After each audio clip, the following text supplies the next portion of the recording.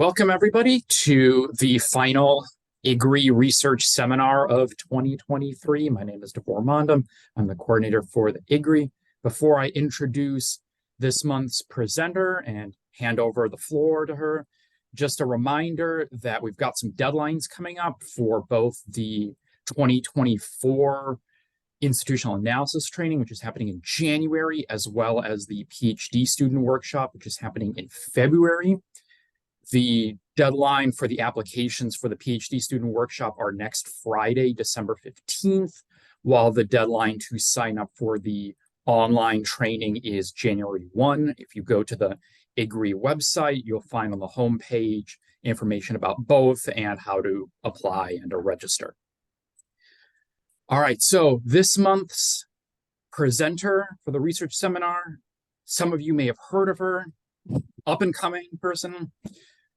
Saba Siddiki is an associate professor in the Public Administration and International Affairs Department at Syracuse University. She's also the co-director of the Institutional Grammar Research Initiative and the director of the Center for Policy Design and Governance. Her research focuses primarily on policy design, particularly around food systems and energy.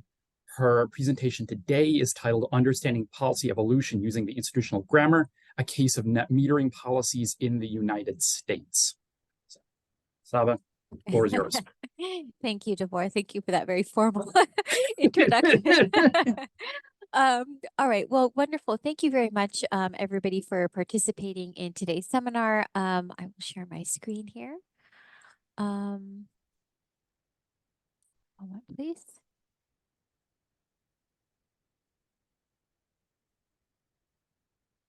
All right. Do you see some slides here in full screen? Okay, super. So I'm excited to share some very preliminary work that I've been conducting with a few really fabulous PhD students here at Syracuse University, Graham Ambrose, Myriam Gregoire-Zawilski, and Nick Oesterling, in which we are analyzing policy evolution, specifically in the case of net metering policies in the United States.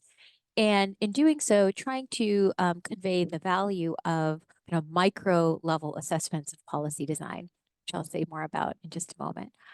So I'll start by just offering a brief kind of statement of the motivation of this research. So for those of you who are familiar with policy process scholarship, you will know that policy process scholars have had this long-standing interest in the topic of policy change or evolution. And there's a kind of a broad corpus of research in this area. And in reviewing this research, we find substantial insights stemming from theories and frameworks regarding antecedents, consequences, and even diffusion of policy change. As we look at this research, we also see that in these studies of policy change, scholars are often looking at whole policies in their consideration of policy change. For example, considering whether a policy changes at a particular point in time and what might be the antecedents and consequences of that. There have also been some interest in understanding what about these policies are changing over time. And if we look at that literature, that has focused primarily on characterizing how policy instruments that are conveyed through policy language are being adjusted. So in our research, we were really interested in kind of furthering this latter line of inquiry using different conceptual and methodological approaches to understand when policies change, what about them is changing, as a way to better understand how how policies within a particular domain are evolving and how they're governing them. And so we're responding to two particular opportunities for development in this area of research. One, to further understanding of how policies change, drawing specifically on micro level assessments. And I'll say more about what that means. And then also exploring the applicability of micro level assessments within different conceptual typologies engaged to study policy design. So this research, the paper that we're presenting today, or I shouldn't even say a paper, the first cut of what we're presenting today responds to this overarching question: how do policies evolve over time in their structure, function, and meaning? And as part of our analysis, we respond to a series of sub-questions relating to this overarching question, including, do policies become more extensive over time? As policies change over time, are policy provisions that sort of make up policies being added, removed, or altered? As policies change over time, do they alter the ways in which they're defining and regulating policy systems over time? As policies change, do they alter the forms of behavior that are being regulated? And what specifically about the design of policy provisions is changing over time, if we even drill down to looking almost syntactically at policy provisions? With these various sub-questions, what we're really trying to get at are some of the qualitative characteristics of policies as they're evolving over time. So I'll say a little bit more about our case before diving into our conceptual approach and methods and findings. So as I mentioned, for this particular study, we are studying policy evolution in the context of U.S. state net metering policies. So for those of you who are not familiar, net metering policies are policies that encourage local installation of energy infrastructure on, for example, residential or commercial buildings. And importantly, allow commercial and residential entities that install these kinds of infrastructures on their facilities, they offer them the ability to sell back any excess energy that they don't use from this local infrastructure to electric utilities. This is a kind of policy that's diffused very widely in the United States. So currently 45 states have adopted a net metering policy between the years of 1981 and 2016. But when we look at the designs of these policies, we see they actually vary substantially on a variety of kind of core dimensions in terms of how they are actually regulating the behavior of electric utilities and net metering customers.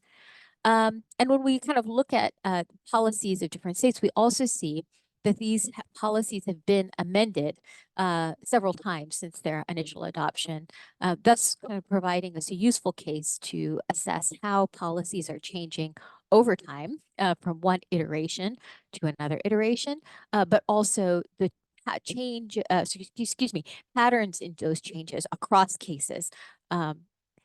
And so for our characterization of policy change in this paper, what we're essentially doing is comparing one iteration of a state's net metering legislation to a subsequent iteration of the state's legislation, and really trying to understand as policy from one iteration to another, what language is being taken away or terminated, as we call it, what language is being kind of maintained, what language is being adjusted, and then kind of what language is being added. And then we're sort of classifying that information according to various typologies to gain a better understanding of the qualitative characteristics of policies that change over time. For our particular study, we are relying on a coding and analysis of individual, what we call policy statements that comprise these different iterations of policies. And in these policy statements, we're particularly interested in characterizing two types of statements. So those that define or define these policy domains or regulate behavior in policy domains. So the first kind of statement that we're interested in is a constitutive statement or constitutive statements. These are the kinds of statements that are defining features of the net metering policy domain with reference to our specific case. And then the other kind of statement are regulative statements. Those are the kinds of statements that are describing expected behavior for policy actors in the presence or absence of different constraints. So I'll give you an example of what these look like. So a kind of constitutive statement would be fossil fuel means non-renewable carbon-based energy sources such as solid fuels, natural gas, and oil. So we would say that this is defining some aspect of the net metering policy domain by, for example, defining what this artifact of fossil fuel means in this particular policy case as is relevant for the activities of individuals in this domain. But in support of our final research question that I showed you to really try to understand the syntactic composition of policy provisions and how those are changing in time, we further disaggregate kinds of constitutive statements along a set of syntactic components, which are our IG components that many of you are familiar with. So we would further characterize this constitutive statement along the following syntactic categories. We identify what's being constituted as our constituted entity, which is the fossil fuel. What is the kind of prescriptive operator associated with this, which we would describe as the modal. We define, we identify what is our constitutive function, an action that is actually doing the constitution in the context of the statement, in which case, in this case, this means. We identify constituting properties. These are basically the descriptors or properties of what's being constituted and what are assigned to the entity via this constitutive function. So in this case, the properties of fossil fuel are non-renewable carbon-based energy sources such as solid fuels, natural gas, and oil. And then we assume that there are a couple kind of default context aspects of this statement, that this is suggesting that these sorts of definition, this definition is applicable at all times without any constraints. So here's an example of a regulative statement that we would capture from our policies. So again, regulative statements describe action, expected behavior for actors in the presence or absence of different constraints. So here our example is for customers with transmission or capacity charges not charged on a kilowatt hour basis, the electricity provider shall prepare a reasonable approximation of the kilowatt hour equivalent value. So in this case, we further disaggregate this also in terms of different syntactic components that are aligning with the institutional grammar, identifying, for example, the attribute, here the electricity provider, the deontic, here shall, aim, prepare, the direct object, a reasonable approximation of the kilowatt hour equivalent value, and then a constraint on the action of prepare in the statement for customers with transmission of capacity charges not charged on the kilowatt hour basis.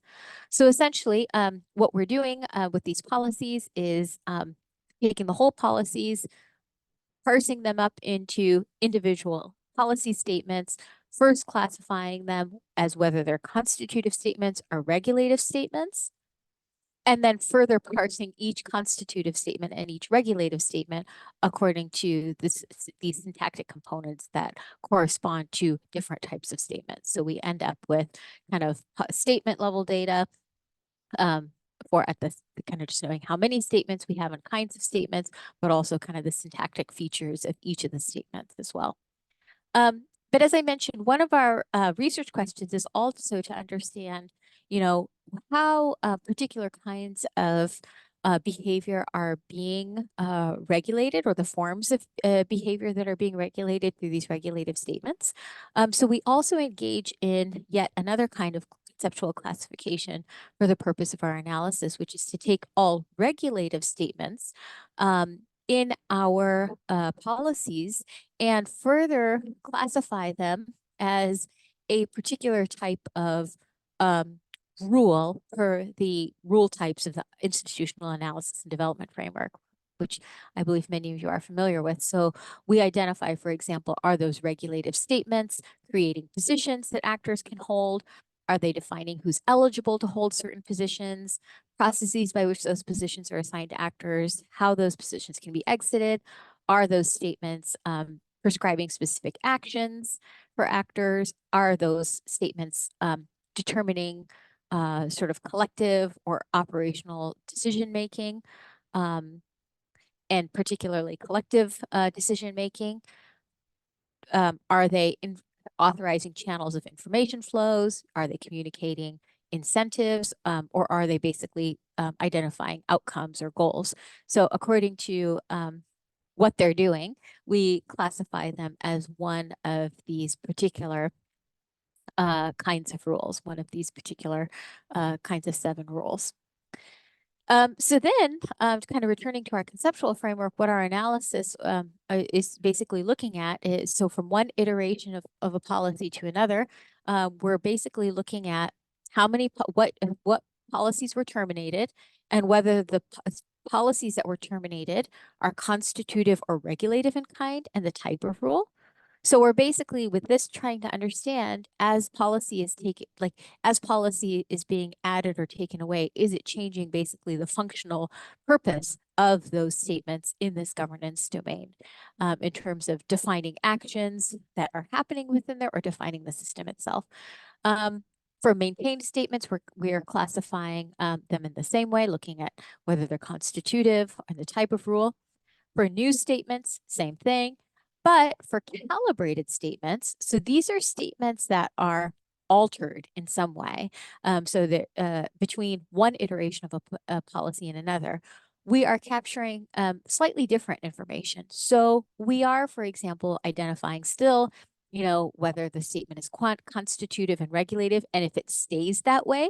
Believe it or not, we have some statements that change from being constitutive to regulative between iteration.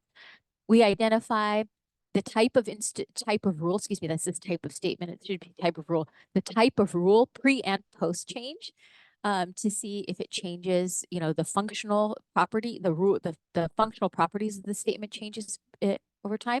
And then we look at, for those statements that are changed between one iteration of a policy and another, we're also looking on what syntactic component we're observing the change. So for the purpose of what I'll do today, I'm just going to give you an illustration drawing on a couple of states of what this ends up looking like in the analysis, as a way to convey, well, one, how does this sort of conceptual model operationalize, and what kinds of insights we draw from coding information at in these various with these different micro level approaches. So just to say a little bit more about our case before showing you these exemplary findings. So for the purpose of our first exercise here, we compared the designs of 4 states policies that differ on 2 dimensions. So whether the state has a deregulated electricity or deregulated or non-deregulated electricity market. So we wanted to know particularly, do those states have a vertically integrated or de-integrated energy market? And then we also look at whether the state has a renewable portfolio standard.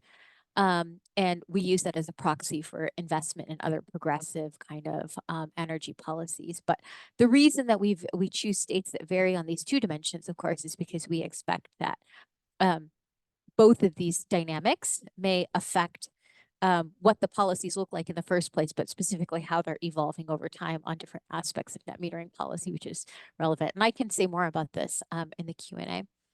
And so, as I said, for this, what we did, we coded policy statements across all iterations of the steady states policies along our conceptual categories, and then analyzed policy change trends that respond to our research questions accordingly. Okay, so I'll just use 2 states. Again, this is just more kind of exemplification of what this measurement and the kinds of insights you draw from it.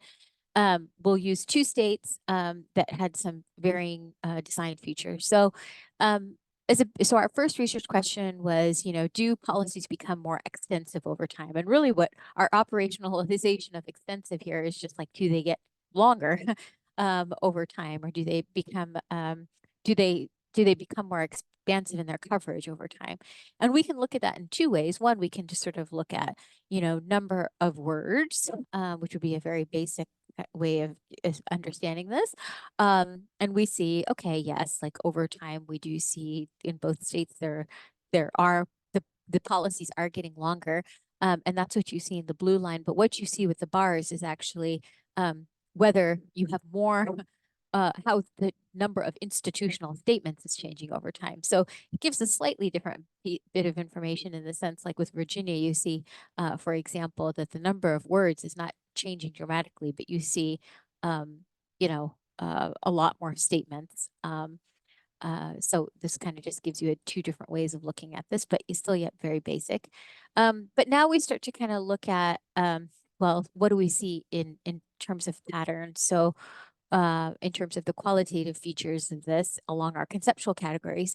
So here what we see for both of these states, the gray shaded area is showing the kind of cumulative change in these statements over time. And you can see what this change starts to look like. So in Arkansas, for example, you see that there is change across a few of these iterations. By the way, these lines are indicating iterations of policies.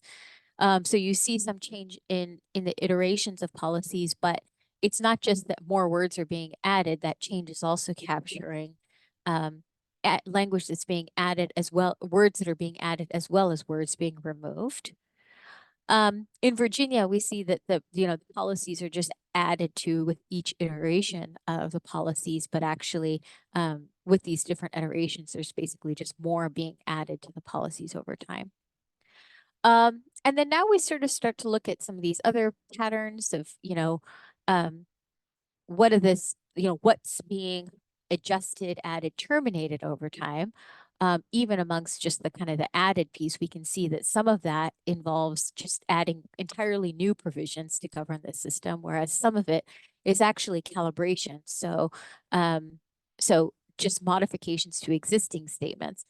And these graphs are just showing what that looks like for constitutive rules versus regulative rules, constitutive versus regulative statements in the two study states. So you can see, for example, Arkansas has a lot more calibration happening with the new statements that are being added. So and given the functional property or the functional role of constitutive rules, what this kind of calibration suggests to us is basically the rules that are being added or the statements that are being added to or being modified between iterations of policies in Arkansas are actually changing the definition of the policy system. So they're changing, for example, what it means to be a facility, what qualifies as an electric utility, what qualifies as an eligible technology. They're actually changing the constitution of the policy domain much more than, for example, Virginia. If we go over to the regulative statement side, you can see that Virginia is adding a lot more regulative statements over time. And in some cases, it's calibration, but in large part, these are just new regulative statements being added. So more instructions about what different actors, policy relevant actors should be doing within this domain, less defining the contours of the policy domain itself. And again, on the regulative side, Arkansas is adding and calibrating, but also, unlike Virginia, actually removing particular statements. And then, so this is what we see, kind of look for patterns across different types of regulative rules. So as I mentioned, in addition to capturing regulative statements to just sort of understand, whether statements are regulating behavior, we wanted to specifically understand types of behaviors that are being regulated. So you'll have to pardon the typo here. That's boundary, not boundary, boundary. But you can see that in where there's change, it's on specific types of rules in the different states. So Arkansas is basically just changing instructions regarding specific actions for different policy actors, but a lot of the activity is actually happening on payoff rules, and practically or substantively what this is that a lot of the change that's happening across all states actually is change in the provisions regarding compensation of net metering customers and how credits will be, renewable energy credits are handled, and how renewable energy credits are sort of calculated and stuff. So we characterize those as incentives for participation in the system. And so that's why we characterize them as payoff, in case that's a question that anybody has. Why are those why are those kinds of statements characterized as payoff? Virginia, you can see, is a bit more expansive in terms of the kinds of types of behaviors that are being regulated. There's change or calibration in statements pertaining to who qualifies to be a net metering to enter into different positions. For example, who qualifies to be an electric utility or a net metering customer, the specific actions of the policy actors, how information is communicated across different policy actors. Again, a lot changing, a lot, is relatively more focus on kind of compensation mechanisms, and then also kind of there's also some change in the scope rules, which are defining things like, caps, the aggregate amount of electricity, for example, that individual customers can generate, or the aggregate amount of renewable energy that can be installed through this particular policy mechanism. So again, kind of just illustrating what do we understand about this policy change from characterizing that policy change along these different conceptual typologies. And then finally, we go to the syntactic level.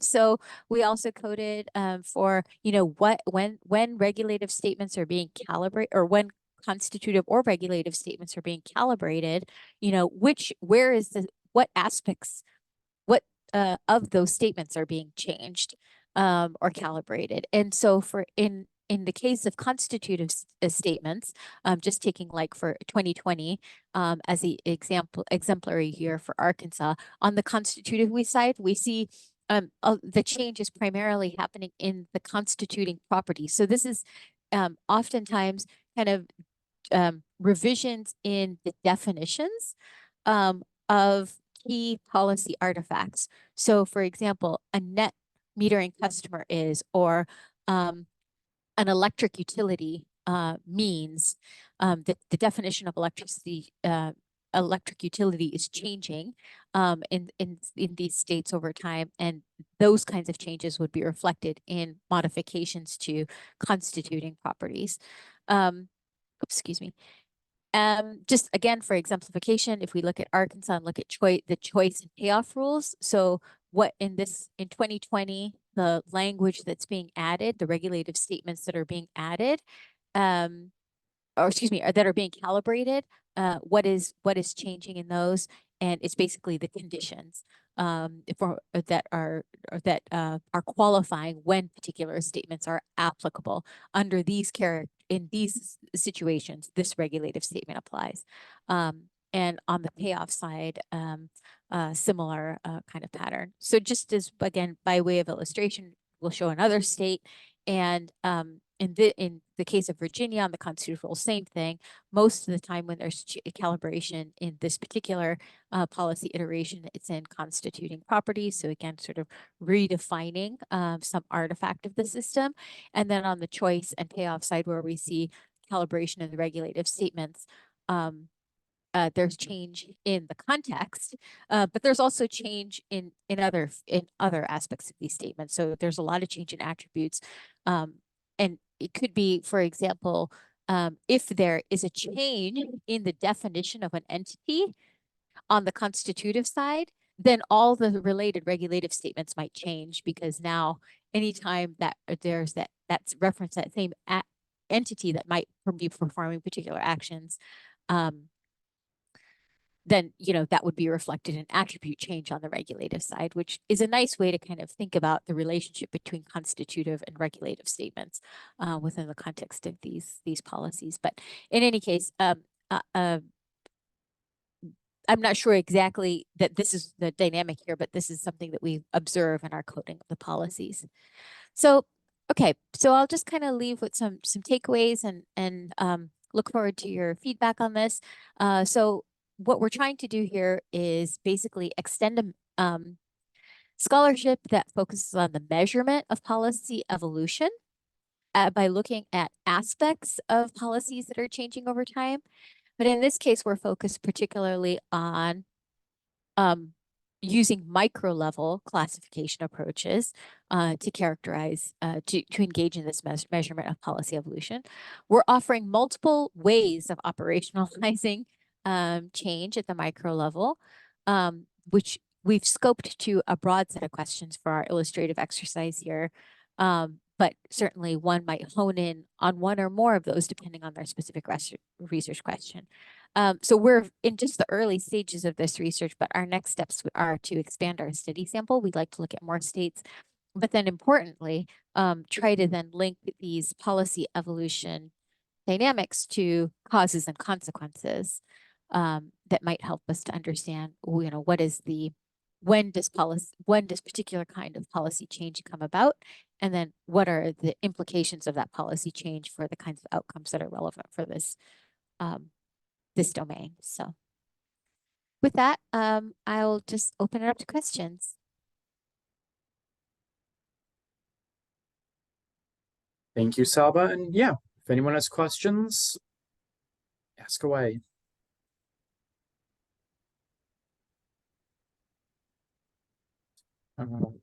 Uta and then Charlie. I'm happy to let Charlie go first. I think he was pretty much at the same time. Charlie, go first and then I'll go. Yeah, thank you for your presentation. I found your project quite fascinating in regards to kind of similar projects from the German comparative policy scholars at Munich. As far as I can tell, this project is a nice complement as it's more concerned with the micro level, whereas they are more into the macro level. So, and also really like the twofold focus on both the kind of evolution and expansion, but also the termination and the conceptualization across these multiple types of rules. So I think, as you say, the next step would be to explain or examine the causes of these very fascinating empirical results. And my question is more in where would you kind of position this concept of policy evolution in regard to this policy accumulation concept I mentioned, but also in regards to this more classical historical institutionalist approach by Phelan on the different institutional lenses of change, such as layering, conversion, drift, and so forth. Thank you. Yeah, those are quite those are really excellent questions that I'm not sure I have very useful answers to be perfectly honest with you. So on the point of the accumulation, I'm not particularly familiar with this literature, so I can't entirely respond to that.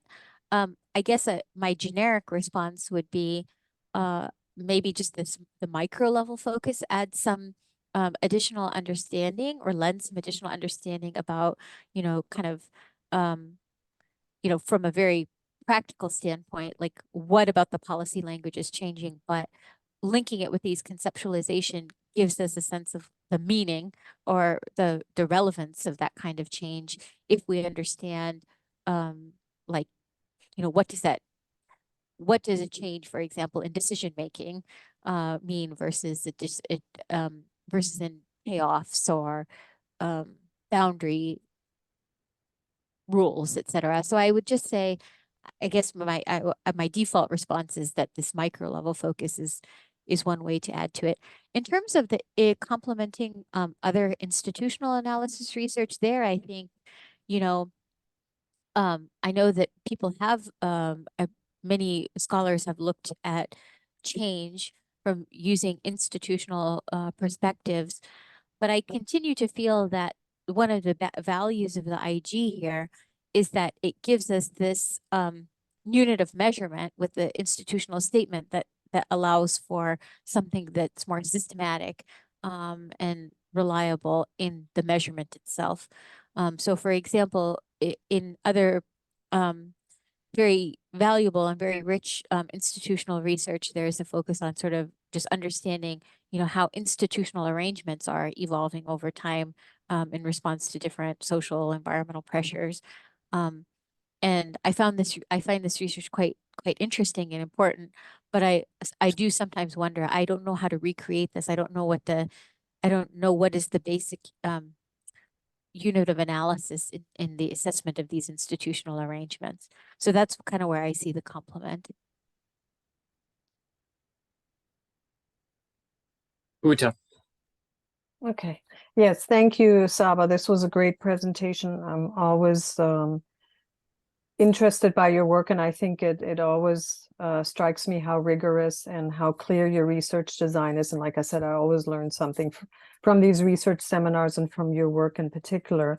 I have a question and an observation. So the observation is, I noticed that when you showed the rules, the rule types, aggregation and position rules were missing. So I didn't know if that was just for because of the space limitations, or if there weren't any changes, or there weren't any changes in aggregation rules and position rules, and if you could explain that.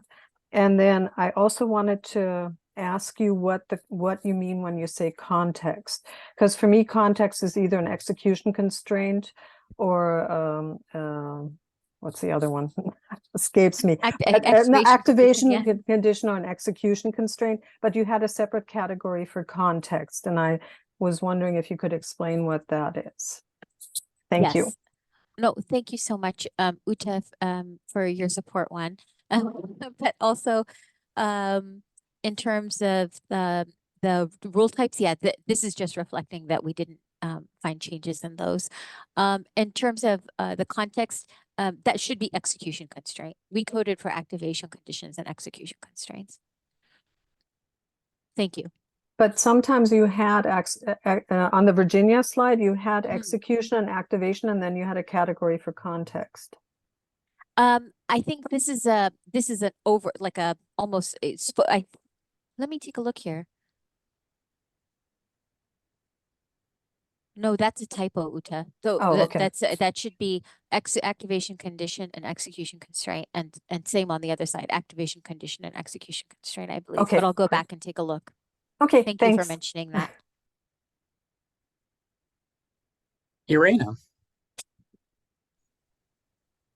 Thank you. Hi, Saba. Thank you for the great presentation. I have two questions. So one was, I'm curious to know what type of IG did you use? Did you use the core grammar or the extended? And I want to know your opinion about which one would be the best if you are interested in studying the evolution of institutions, or what are the pros and cons about that? And I have another question. Maybe I can wait for your answer to this one and then ask you the other. Thanks. Yeah. So I think so we use the core for this and primarily because this was just our first pass coding, and what I'm sharing with you is just our first pass kind of assessment of the results. I think well, I see one particular advantage of doing IG extended. And that is we're not able to capture the complexity metrics that we identify in the IG book, for example, regarding the assessment of institutional statements at the extended level. And I think that would be really interesting. But absent an extended level coding, you can't construct those complexity metrics.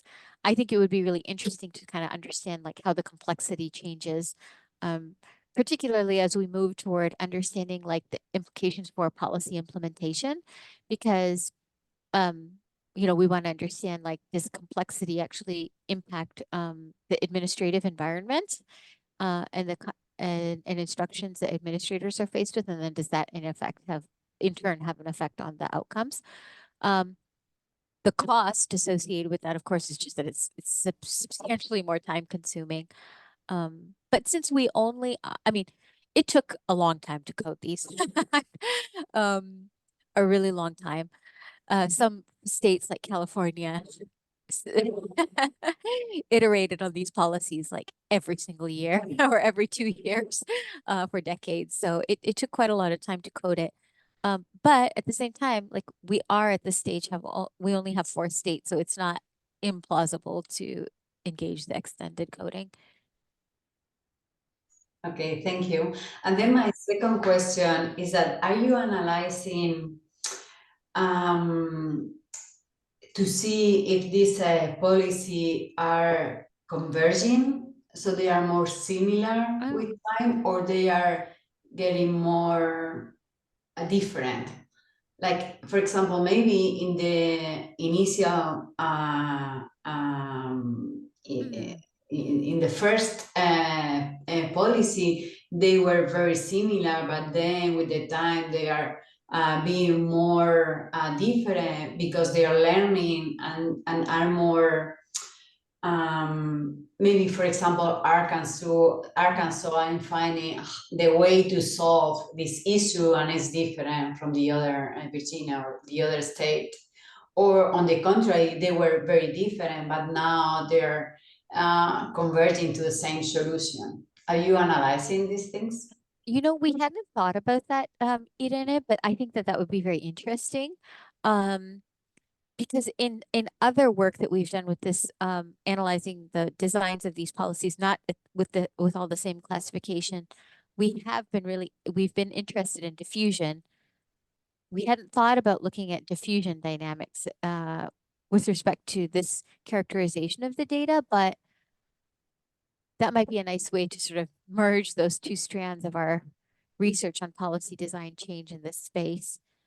So thank you for the suggestion or raising the question. Greek. Hello everyone. Okay. Professor Saba, thanks for the lecture. Actually, I downloaded the institutional grammar code book and I was going through it, and this session actually helped me, understand a lot of things which were not possible to, understand through the paper directly. Now, I have two questions. One is in India. So I work primarily in India and on Indian policy, and I kind of help, the government officials making their policy mapping easier for them. And I understand this framework is very helpful when we try to gauge the previous policies and how evolution took place.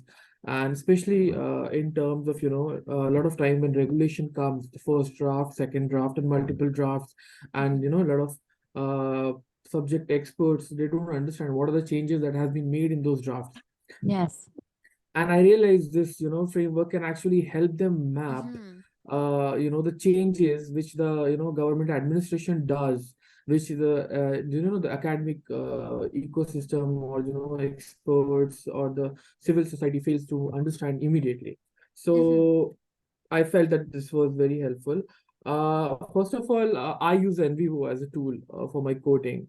And what are the tools you people are actually using? Because I saw the way in which the graphs were represented, it was more lucid and easy to understand. So what would you recommend? Because I'm actually working on some drafts of, especially I'm working on the personal data protection bill regulations. I'm trying to map in India using this framework. So what tool that you will suggest me for coding if I have to do that? And second question is that, is there a way to, do further extrapolation post coding through these methods? That's it. Yeah. So, to your first point, I actually think that there's a lot of practical value. I mean, in some ways, it feels like a very intellectual exercise coding all of these things, collecting all of these statements along all these different conceptual categories. However, I think it's very practical. I think it's really interesting, for example, even in just the comparison of regulative and constitutive, to say, okay, when you're seeing these changes in constitutive statements, it means we're basically redefining the system, the net metering policy system, and the different facets of it, versus like, we're just changing the, we're just sort of changing the way we regulate behavior.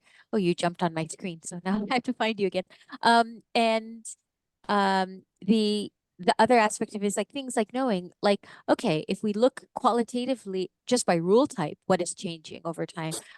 I think it's quite, from being in the weeds with the coding, I see that, okay, I'm coding a lot of changes on penalties and a lot of changing like the transfer the transfer of credits, the rollover of credits, and in the weeds, I know that that's what's happening. But then to see it just kind of in the figure, to say, okay, we see that as these policies are being adjusted, like change in the compensation mechanisms is clearly a very salient aspect of this.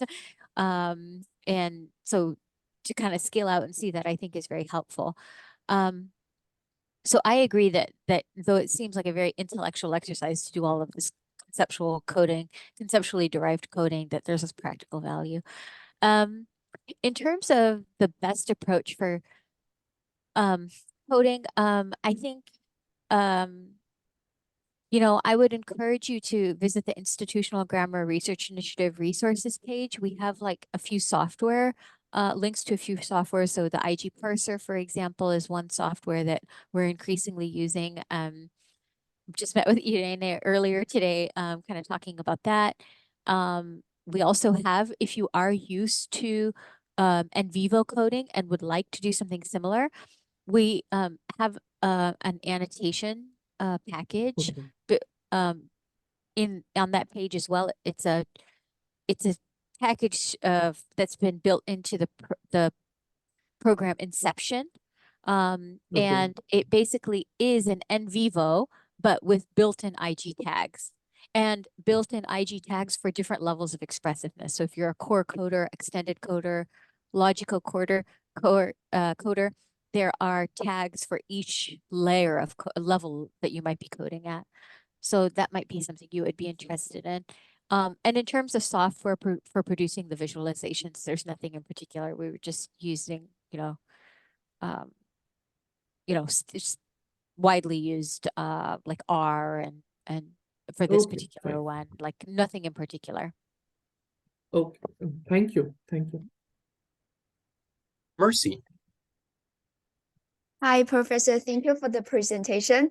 Actually, I'm more interested in the methodology aspect because I recently read your book, the 2021 Institutional Grammar Foundation. I really appreciate that methodology opened my eyes because I'm not student in Maxwell. I'm from law school at Syracuse University. So I'm thinking about what can the institutional grammar can do with the law area. And then I also read your article in 2012, that one institutional grammar and the Colorado Court culture. I don't remember if you know that, but because after reading your book, I'm thinking about, okay, I can find an example of how does it work, and I read both of them. But I have some questions, not specifically about today's presentation, but I'm very happy to have a chance to ask you about the methodology. Because when I was learning the institutional grammar, I'm thinking about what do you think is the difference between institutional grammar and discourse analysis? Because I do feel there are some similarities between them, because I'm new to institutional grammar, but I learned some from the discourse analysis. So I want to, I hope to hear from your answer. And the second question is, I feel like, according to your presentation, I feel like all the graphs are more specifically focused on quantitative, like the numbers is more descriptive. So I was wondering, how do you think those methods make this institutional grammar a policy evolution to be qualitative method? Yeah, Thank you. definitely. So I'll take the second question first, because those are great questions. Thank you so much for both of them, but I'm really excited by your second one. So what I think is so useful about the grammar relative to maybe even some of the linguistic kind of grammars and linguistic grammar based approaches for characterizing policy text, for example, is that each syntactic category is attached to some underlying theoretical relevance for understanding like how institutions govern behavior or govern systems, right? So when you capture like actors or attributes, you're not just capturing nouns, right? You're actually capturing like who are the relevant institutional targets here, or like who are the relevant institutional actors within this defined institutionally governed space. When you think about like deontics, you're not just capturing prescriptive operators, you're capturing behavioral discretion. So I think like so it is true that absolutely right in this particular application or this particular presentation, we just focused on these high level kind of frequencies and such, and these descriptive characteristics of these structural features. But like the value of applying any of the institutional perspective, like typologies that we use, means that like you can already start to infer something about it that's of qualitative relevance. So for example, type of rule is like the form of behavior. Constitutive regulative is like, yeah, constitution versus regulation. Syntactic components, those are actors, actions, etc. I think what we will do as we move forward with this is take it even one step further, which I think is also what you're suggesting, Mercy, which is that tie it back to then the policy domain more explicitly. So we really provide a more fulsome description of like the actual, like the specific aspects of net metering that are changing.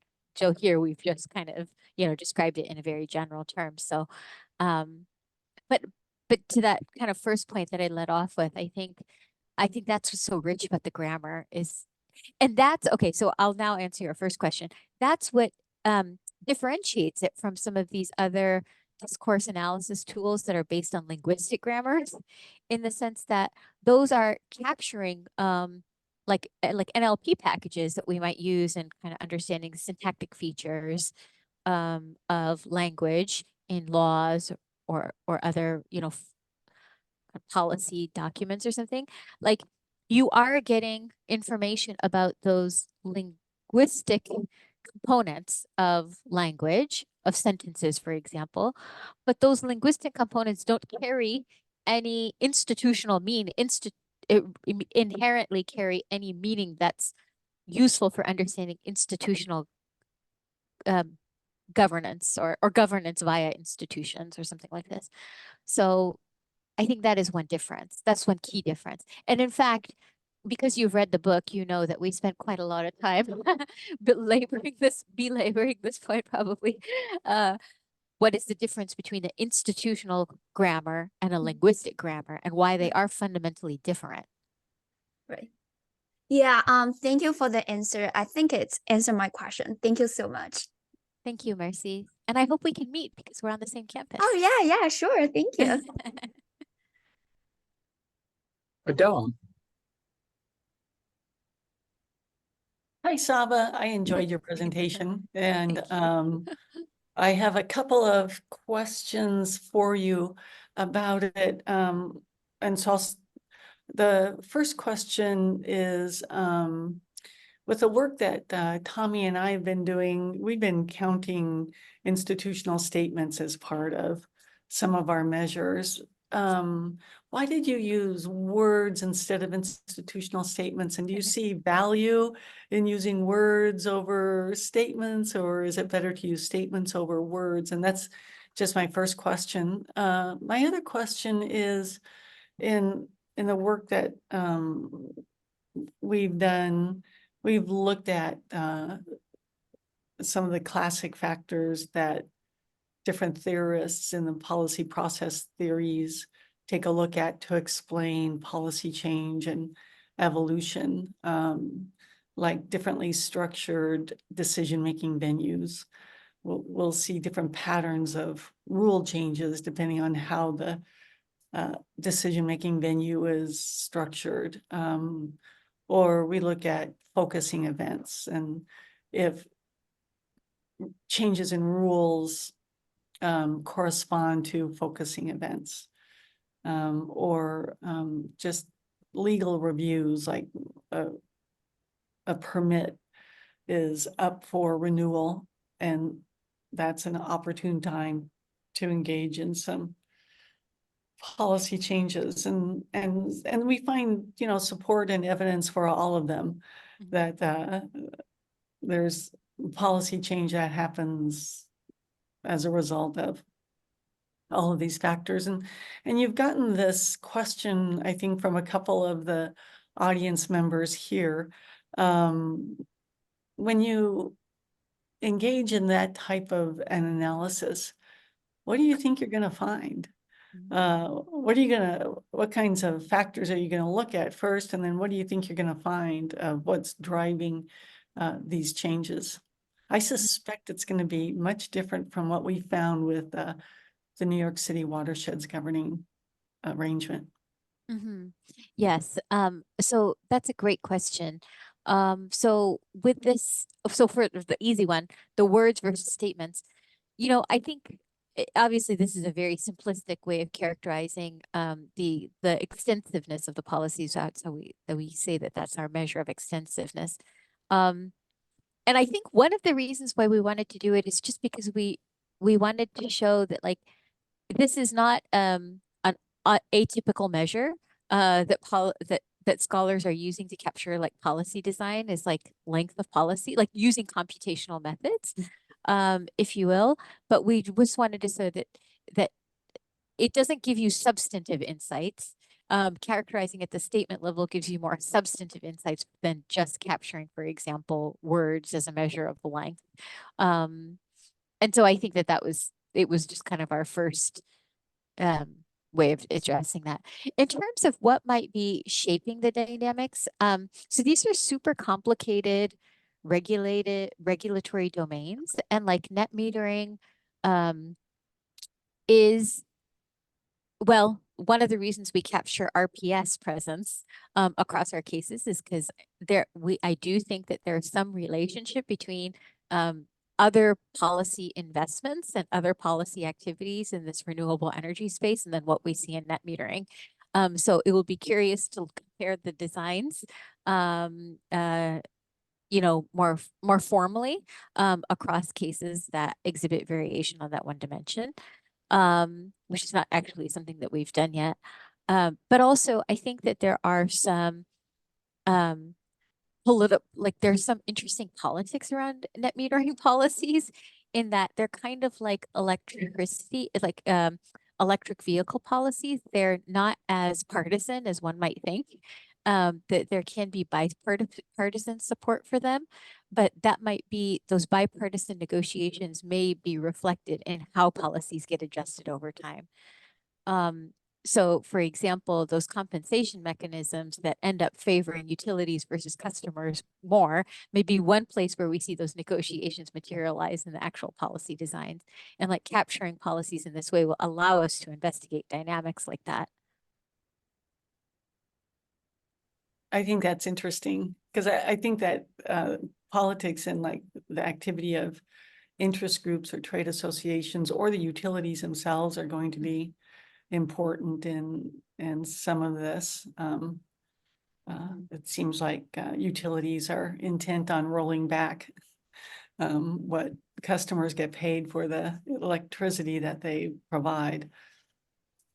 Well, that's the interesting thing about them, because the costs of the policy are passed through to the utilities. So even though a state adopts a net metering policy, it's the responsibility of the utilities to create the mechanism and the compensation schemes and such. So in some place, like the costs of the policy are borne. So this is what I mean. Like, there could be bipartisan support, but how much the compensation schemes end up ultimately favoring utilities versus customers may actually be politically motivated. So yeah, thanks.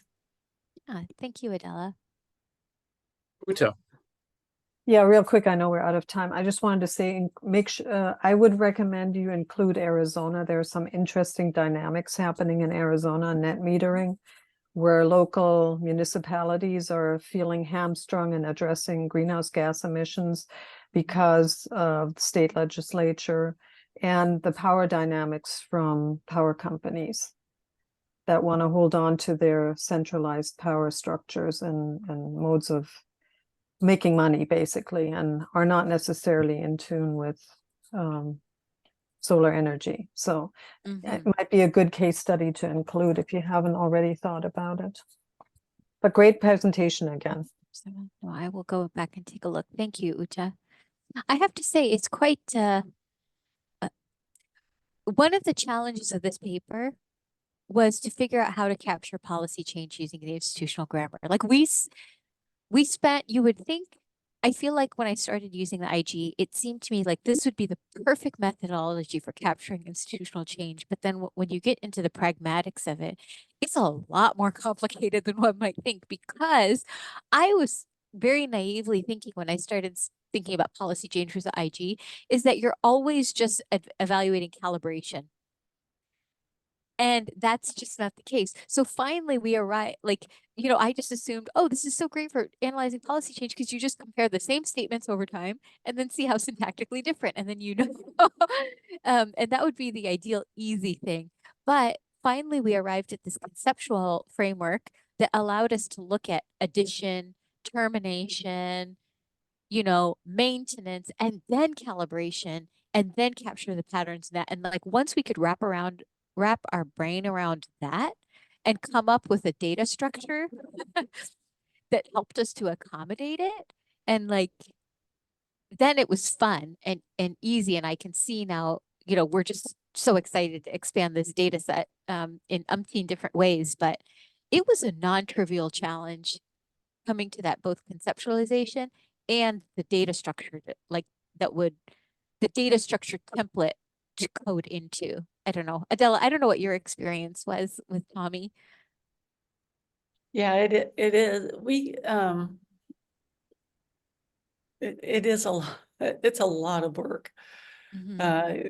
Tracking each of the iterations of a policy and then coding and tracking the additions and subtractions and the revised statements. I guess I don't have much to say beyond that, other than it's a lot of work, but it's meaningful and it's fun to do because you can see the changes over time and what you think the authors of these documents are doing. Yeah. All right. Thank you, everybody, for coming today. Thank you, Saba, for presenting. And we'll see you all next year. Oh, yeah. Happy New Year. All right. Yeah. Happy New Happy Year. holidays. Thanks, everybody. Bye, thank you. Bye.